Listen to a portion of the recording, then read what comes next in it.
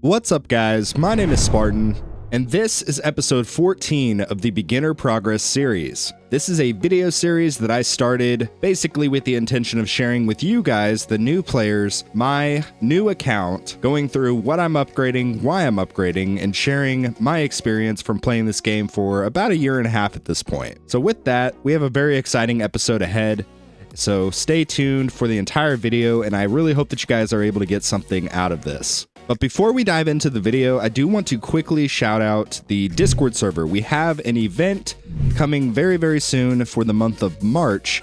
And all I'm going to say is you guys will definitely want to make sure that you are in the Discord server for that event when it does come. It's going to be pretty cool, and there may or may not be some prizes involved. So that's all I'm going to say about that. With that, let's go ahead and dive into the contents of today's video. Starting off here with the stats page. So we are currently sitting at 31.12 trillion lifetime coins with 3,300 stones earned, and our total lab research is 755.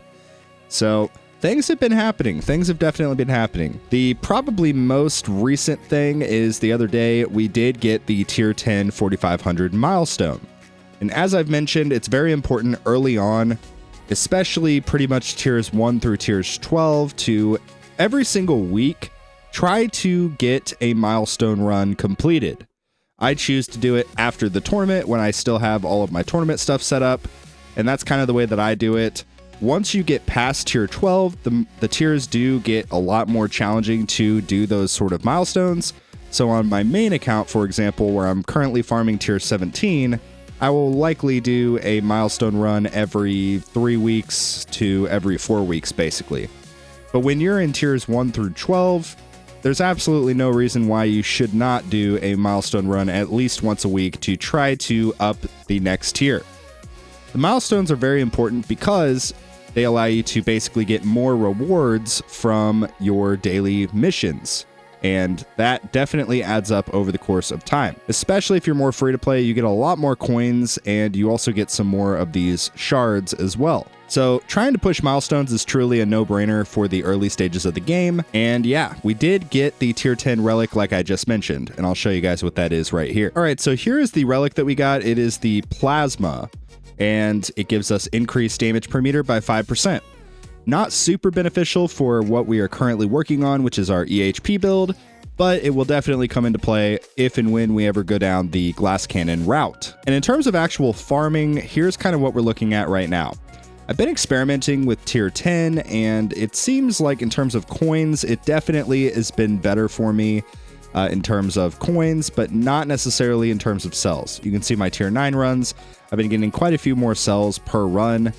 Really for only about 1,000 more waves. So I still think in terms of overall balance, it does make more sense to stay in tier 9, but I did want to try out tier 10 and just kind of see how it went. And now that that is covered, let's go ahead and dive into the workshop. All right, so in terms of the workshop, not a whole lot has changed here. In the attack upgrades, we still just have a decent amount of base damage for our death wave.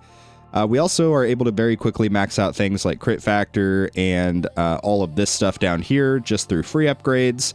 This has mostly been relevant for the tournaments. I wanted to structure my workshop in such a way that I am pretty much able to max out most of the stuff during my Platinum League tournaments. And that so far has kind of been the case. We're not fully able yet to max out damage, so I may put a few more 100 clicks in here, but it is starting to get pretty expensive. I can do a few clicks here, and you can see it's not too bad. And there we go. Maybe we'll stop at 45. Yeah, 4,500 right there. Now moving on to the defensive upgrades, you can see our health and health regen. We both have at a very good level here. So I think in terms of what we want to do next is we really want to try to hone in on the wall health. The wall health is going to be super, super impactful if and when we can fully max this out. But it is, as you can see, stupid expensive just for 100 levels. That would take us to 600, and pretty much we could do like 2 clicks and it would liquidate our coins, which is not ideal, not what we're kind of looking for. I think in the meantime, what we're going to do is not really work any further on the defensive upgrades, and instead either work on getting some more levels of enemy attack level skips, which would be nice, or more than likely dive into the enhancements and continue to develop these. Our coin bonus now costs 1 trillion per upgrade, which is, it's very expensive, but this will be super beneficial. Likewise, our sell bonus is also going to be super important for us as well. So I think what we're going to do in the meantime is kind of just do like one click here, unlock the free upgrades, maybe do one more click into the sell bonus so that they match up. And then we're going to bounce back over here and then do another click into health, another click into health regen, and another click into health regen. I'm going to leave a little bit of these coins for my wall fortification lab. So that's going to cover it for the workshop and the enhancements. Let's quickly touch on the ultimate weapons here. So my current plan in terms of stones, I have 500 stones currently saved up. What I'm going to do is basically save up for the other 300 that I need, and then try to get the next ultimate weapon. If we get really, really lucky and we pull Chain Lightning, we are 100% going to be taking Chain Lightning. It's going to just help us overall with tournaments, and it's going to be pretty good, especially with getting us closer and closer to Champions League. Likewise, as soon as we get Chain Lightning, I think we will be pretty close to the point of beginning to move into phase 2 of the glass cannon transition, which is the hybrid phase. Phase 1 is the EHP phase, where you're basically trying to build up your account strong enough to effectively farm up to tier 12. We're still not quite there, obviously, so we still need some further development, but we can get a lot of that from module levels, from card levels, from labs, etc. In terms of the workshop, though, at some point we will begin sort of transitioning into a hybrid approach, focusing a little bit more on damage and also still maintaining our EHP foundation. I still think realistically we're probably about a month or two away from beginning that process, but just kind of letting you guys know what the game plan is overall. My plan, if I don't get Chain Lightning, is I'm probably just going to dive into the cooldowns for Death Wave, Golden Tower, and Black Hole. Just reducing them by a minimum of 1 level, and probably save up and try to get another click into each of these as well to get it down to an even 3 minutes. That is if I do not get Chain Lightning. If we do get Chain Lightning, we are 100% getting it, and then maybe starting to develop Chain Lightning ever so slightly, and then obviously going back to the econ stuff a little bit after. I think overall Chain Lightning would be pretty beneficial in terms of our tournaments and milestone runs. So getting a good headway on that would definitely give us some good progress, and especially being free to play, you want to be more focused heavily on tournament progression rather than just focusing on econ itself. Econ is obviously really important, but if you're not buying stones, stones are a very, very, very limited commodity. So you want to focus on ways that you can maximize your stones as well as your coins. So it would be very, very easy for me to just be like, screw it, we'll just work on all of the econ stuff. But that's going to end up kind of hindering our progress overall, especially considering we are not buying stone packs or anything like that. It makes more sense to focus a little bit earlier on with tournament progression and try to find ways to up your tournaments. So that's kind of the mindset that we're focused on as being more free to play, is really focusing more on tournaments up until we get to the point of like staying in champions, and then we can double back and start really developing our econ stuff. Obviously, we're probably a month or two away from that point, but that's kind of, again, like I mentioned previously, the process that I'm trying to get you guys to understand. That's actually going to cover the workshop enhancements and ultimate weapons. Let's dive into the cards. All right, so in terms of the cards, we still do not have the nuke card unlocked, which is totally fine. We don't have nuke, and we also do not have ultimate crit. Everything else, we have fully maxed all of our common cards, which is really, really good. That's what we want to see. So next stop for us is going to be really honing in on these rare cards, trying to get a lot of these crucial ones maxed. Like free upgrades would be great, crit coin would be great, wave skip obviously, and recovery package chance. These are really the 4 primary ones that we want to get to max level. Obviously we already got free upgrades to level 6, which is fantastic. Wave skip, all of these are kind of far off, but we're still just kind of going to resort to the original game plan, which is spend our 80 cards, so 1,600 gems on cards for the event mission, and then pivot away to modules, do the same exact thing for the modules, and then double back to the cards after that. work on card slots. If we need to gym rush specific labs, we can absolutely do that as well. But the main goal is to try to maintain a balanced approach across our account. So that's exactly what we're doing with the cards. We still have 15 card slots, and yeah. In terms of the farming cards that we have currently, we have damage, attack speed, health, health regen, cash, coins, enemy balance, extra defense, crit coin, extra orb, free upgrades, wave skip, landmine stun, recovery package chance, and wave accelerator. That's what we have currently going. And this has been really great for our farming setup. 15 card slots really gives us a lot of stuff. It gives us enough to have basically all of our econ cards, including wave accelerator. It also gives us some utility cards that we can throw in, such as the extra orb card, the recovery package chance, landmine stun, free upgrades, etc. And we obviously have enough card slots to maintain having our 3 primary EHP cards, which is health, health regen, and defense. Extra defense. All of these are really, really good. This has been a good setup that I've been using for quite a while. And I think 15 cards is pretty obtainable for most people. But anyway, that's going to actually wrap it up for the cards. Let's go ahead and talk about the modules. All right, so in terms of the modules, here's what we got going on. I accidentally made 2 legendary singularity harnesses, so that was a mistake. So obviously, as soon as we get the unmerged modules lab done, we will go ahead and take care of that mistake and then get this guy up to mythic. In terms of the rest of these modules, we still are on the hunt for sharp fortitudes and galaxy compressors.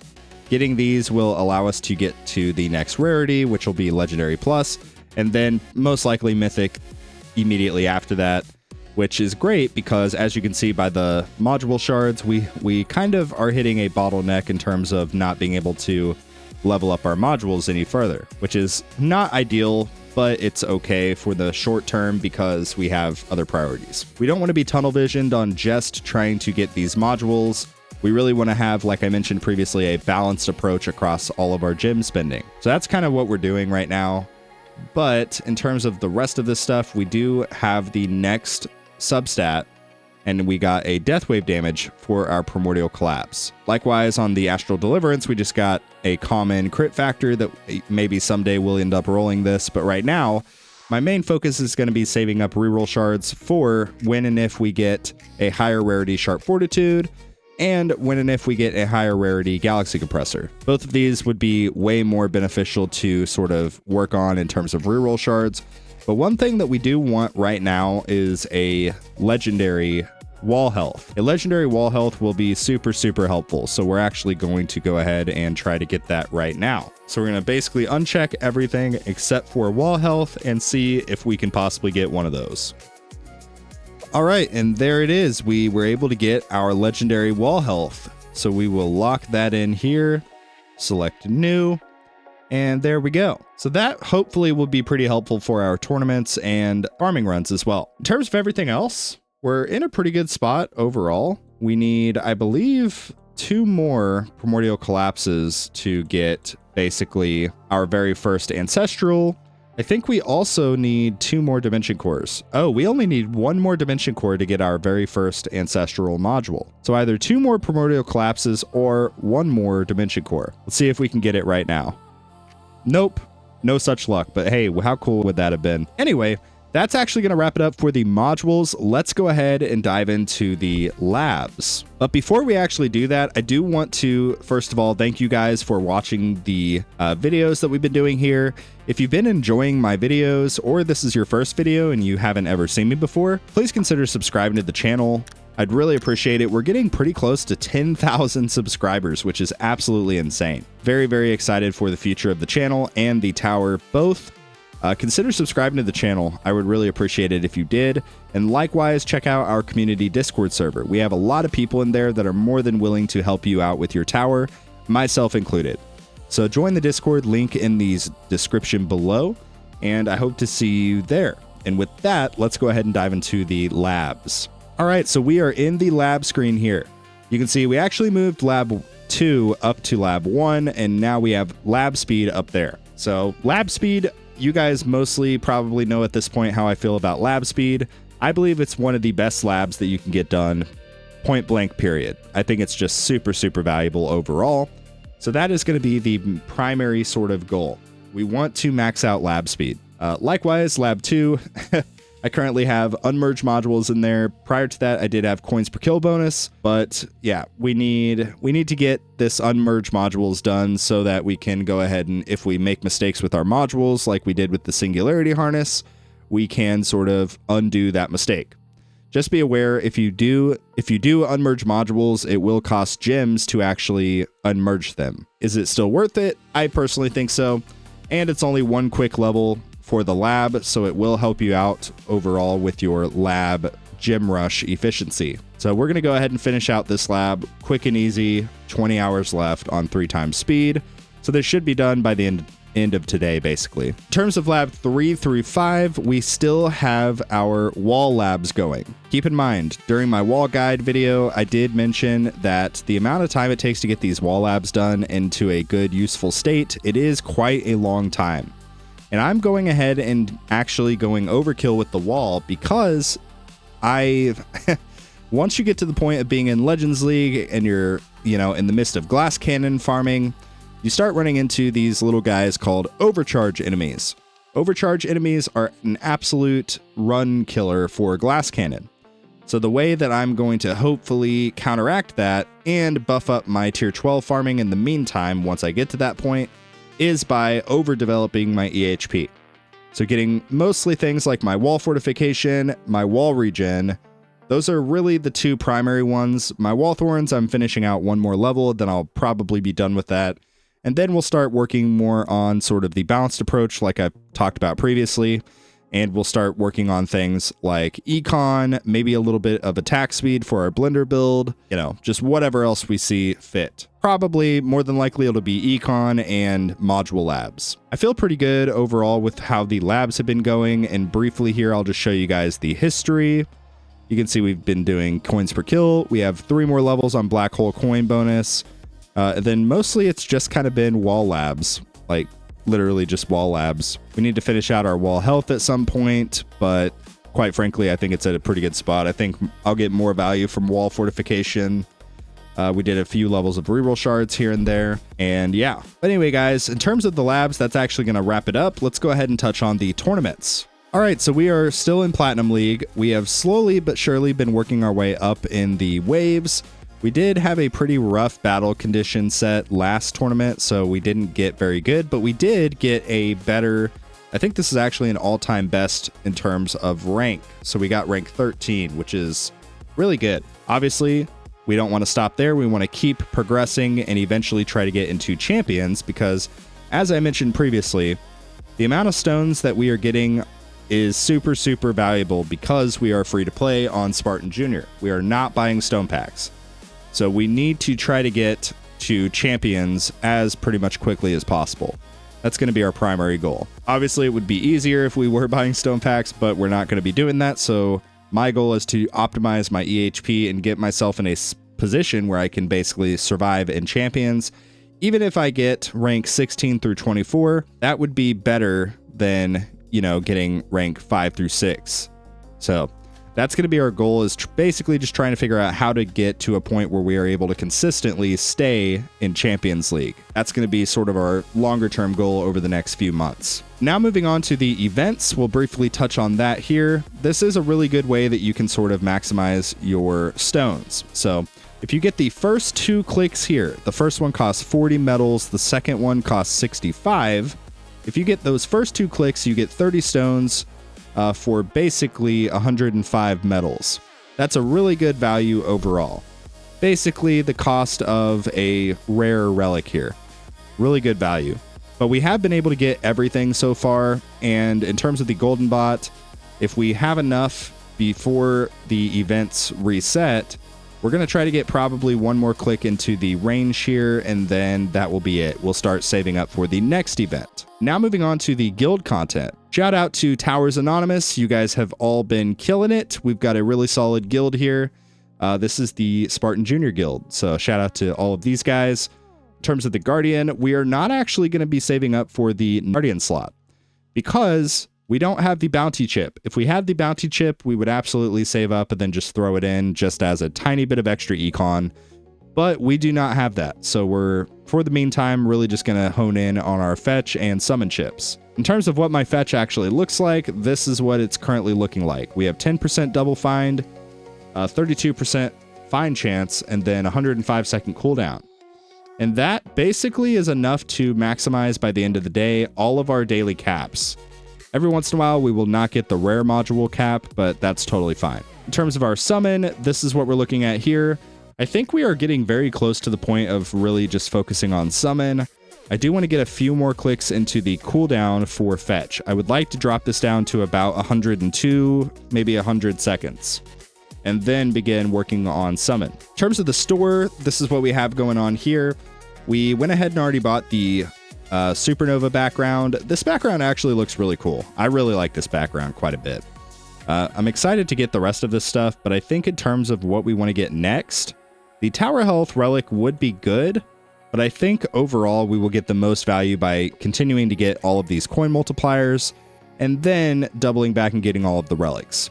Since we are playing active and our guild is able to get all of the chests pretty consistently, I think we are going to be safe by going ahead and getting all of this stuff first, and then doubling back and getting like the scout chip, the relics, and obviously all of this stuff. And with that, that's actually going to conclude the contents of today's video. I really hope that you guys are enjoying this series. I hope that it's been beneficial to you guys. And if you guys ever like see somebody either on Discord or you have a friend that is starting playing this game, do me a favor, send them to this video playlist. The playlist for the Beginner Progress series. Have them walk through the process, and I feel like I definitely go through a lot of like what I'm upgrading, but also more importantly, why I'm upgrading it, because it's pretty difficult and overwhelming when you're just starting out and you don't really know what you're doing.